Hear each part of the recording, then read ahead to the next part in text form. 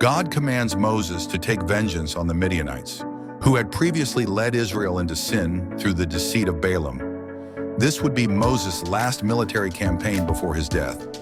The Israelites gather an army and successfully defeat the Midianites, killing all their men and taking women, children, livestock, and goods as plunder.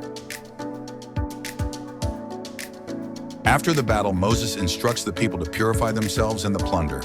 They are told to kill the Midianite women who had led them into sin, and only the virgin women are spared. The soldiers, as well as the people, must undergo a ritual purification to make themselves clean before God. The tribes of Reuben and Gad, along with half the tribe of Manasseh, see that the land east of the Jordan River is perfect for their large herds and flocks. They request Moses' permission to settle there, instead of crossing into the promised land with the rest of the tribes. Moses is initially concerned that their request might discourage the rest of Israel, reminding him of the earlier rebellion at Kadesh Barnea. However, the tribes promise to help their brothers conquer the land west of the Jordan before returning to settle in their chosen territory. Moses agrees, and they begin preparations for their future homes. In this chapter, we find a detailed recounting of Israel's long journey from Egypt to the borders of the Promised Land.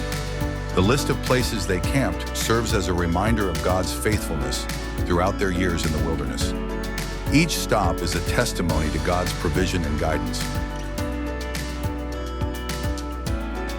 God gives Moses specific instructions regarding the borders of the land that the Israelites are to inherit. The territory is outlined, and Moses appoints Eleazar the priest and Joshua to oversee the distribution of the land among the tribes.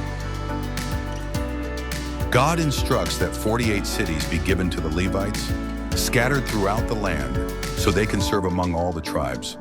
These cities are a reminder that the Levites, who do not inherit land themselves, are set apart for God's service. In addition to the Levite cities, God establishes 6 cities of refuge. These cities serve as places of protection for those who accidentally kill someone, ensuring they are safe from revenge until a fair trial can be conducted. In the final chapter of Numbers, the case of Zelophehad's daughters is revisited. Since their father had no sons, the daughters were allowed to inherit his land. However, a new concern arises. What if they marry outside their tribe? The land could pass to another tribe, weakening the original tribe's inheritance. God instructs that the daughters must marry within their tribe to keep the inheritance intact.